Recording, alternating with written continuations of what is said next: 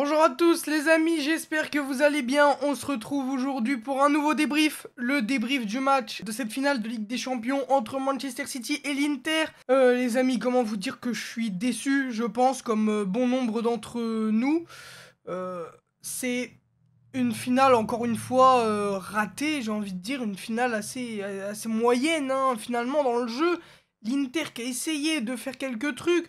Man City qui arrivait pas à rentrer dans son jeu, on les sentait vraiment pas dedans, on les sentait un peu la boule au ventre, on sentait qu'ils avaient un peu peur de se faire ouvrir en transition, et ils ont clairement pas joué leur jeu, ils ont pas eu tant d'occasions que ça. 7 tirs et 4 de cadrés pour Manchester City, ce qui est très peu pour Manchester City habituellement, qui eux ont l'habitude de tirer beaucoup de fois au but, et du côté de l'Inter, on a 14 tirs pour 6 cadrés.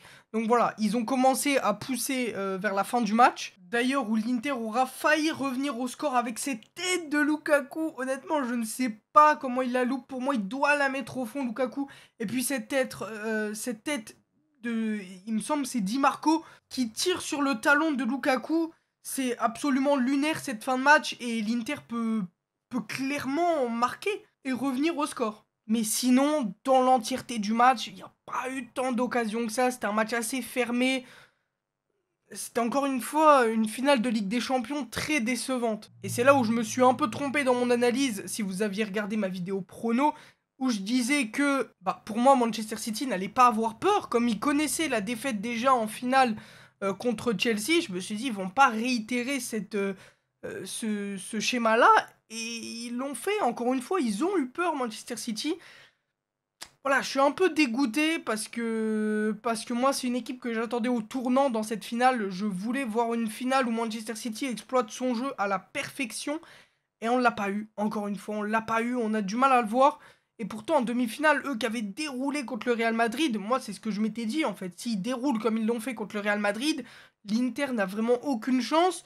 Euh, pour le coup, l'Inter n'a pas mal joué en soi, ils ont eu leurs occasions, malheureusement qui n'ont pas fini dedans, et ils ont assez bien défendu, même s'il y a eu des occasions pour Manchester City, notamment la frappe d'Haaland, qui est sur Onana qui fait de plutôt belles parades.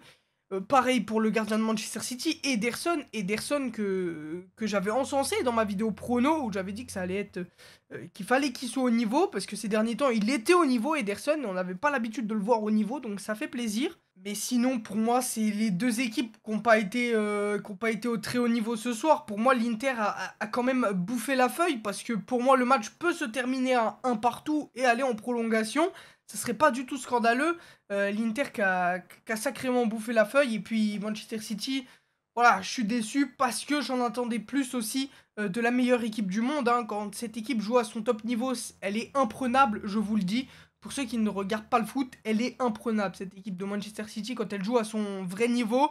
Euh, mais là, elle n'y était pas à son vrai niveau. Et c'est aussi ce que j'avais dit dans ma vidéo prono, c'est que c'est une finale. Et une finale, tout peut se jouer. Tout peut se jouer. Et on l'a vu, l'Inter qui a failli renverser la vapeur, puisque si ça tourne en faveur de l'Inter, c'est pas honteux. L'Inter qui a assez bien défendu, j'ai bien aimé la défense de l'Inter. Voilà, Bastoni à Serbie, pour moi c'était très solide, même Darmian c'était quand même globalement bon.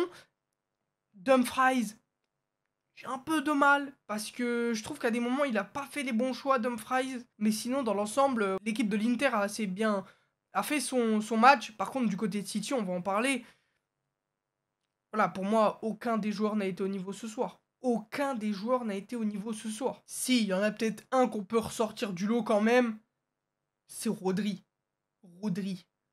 Parce qu'il fait un sacré match, déjà de 1, et en plus, la frappe qu'il met, elle est pas évidente. Elle est vraiment pas évidente. Il y a les deux défenseurs qui sont devant lui, il arrive à l'enrouler parfaitement pour que ça passe. Ah, c'est sublime. Voilà, c'est sublime. On pourrait se dire c'est un but simple, mais les gars, il y avait 40 000 mecs dans la surface. Elle était vraiment pas simple. La frappe de Rodri, il la met parfaitement, donc c'est magnifique. Je pourrais pas analyser le match dans son entièreté, les gars, parce que la première minute, en fait, il y a des phases des deux côtés. Dans la première mi-temps, pardon, il y a des phases des deux côtés. L'Inter a ses temps forts, notamment au début du match. Manchester City a ses temps forts vers la fin de la première mi-temps. Et la deuxième mi-temps, c'est un peu pareil. C'est une grosse bataille au milieu. Dans l'entièreté du match, c'était une grosse bataille au milieu. Avec notamment un Barella que j'ai plutôt bien aimé. Mais voilà, offensivement, on sent que les deux équipes n'étaient pas au point. Je sais pas ce que Guardiola a voulu tenter. Est-ce qu'il avait peur peut-être de se faire prendre en transition par l'Inter? C'est possible, du coup il a peut-être essayé de jouer un jeu un peu plus défensif. C'est pas impossible, mais pour moi c'est une erreur. La lecture de match de Guardiola, c'est une erreur. Alors est-ce que c'est sa lecture de match qui est pas bonne, ou les joueurs qui étaient individuellement pas bons? Ça je ne sais pas. En tout cas moi ce que je constate, c'est que le niveau de Manchester City n'était pas bon ce soir. On n'a pas vu le vrai Manchester City qu'on aurait aimé voir. Parce que le Manchester City qui était à son vrai niveau, il n'aurait pas gagné 1-0 ce match en se faisant peur comme ça. Après, c'est la pression d'une finale. Voilà, on la connaît, hein, Manchester City, on le sait, ils ont très peur des grandes finales comme ça, surtout en Ligue des Champions, parce que c'est leur première de leur histoire, donc c'est beau. Erling Haaland qui vient de signer, qui vient quand même de faire Première Ligue en pétant le record de Mohamed Salah, qui vient de gagner la FA Cup et qui ramène la Première Ligue des Champions à Manchester City.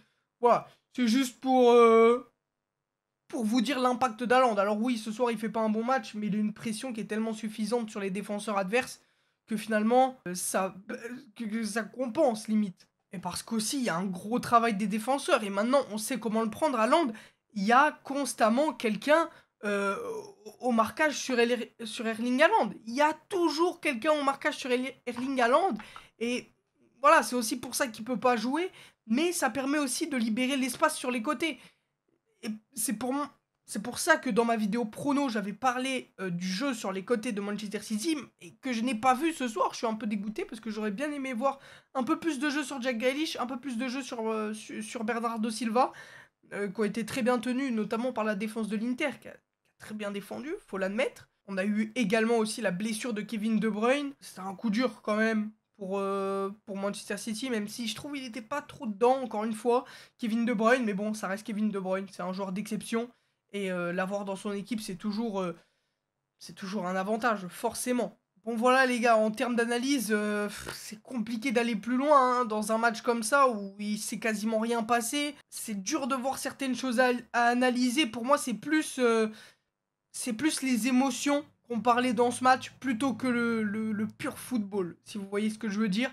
Et bah, analyser des émotions, c'est clairement impossible. Analyser le foot, je peux le faire. Analyser le comportement des joueurs et leurs émotions, c'est impossible pour moi. Et je pense que les deux équipes étaient un peu submergées par les émotions. D'un côté, Manchester City qui avait un peu la peur de gagner. Et de l'autre côté, l'Inter qui se dit c'est le moment ou jamais de la gagner, justement. Parce que refaire un parcours comme ça, t'en fais pas chaque année. Ça, c'est une certitude. Même s'ils méritent complètement leur finale. Voilà, je pense qu'il y avait un peu de peur des deux côtés. Et c'est malheureusement dommage parce que c'est dans beaucoup de finales de Ligue des Champions où les émotions parlent plus que le football en lui-même. Et je trouve ça assez triste. Bon, et puis gros GG à Manchester City pour sa première Ligue des Champions quand même. C'est pas rien, première Ligue des Champions après 129 ans d'existence.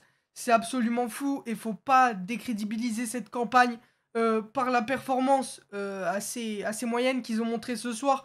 Parce que exploser Leipzig en huitième de finale, c'est pas simple. Exploser le Bayern de Munich en quart de finale, c'est pas simple. Détruire le Real Madrid, qui est le meilleur club du monde, en demi-finale, c'est encore moins simple. C'est une campagne de Ligue des Champions qui est de très très haut niveau. Puis même dans le jeu, surtout dans le jeu, en fait, c'est du très très haut niveau. C'est du très beau football.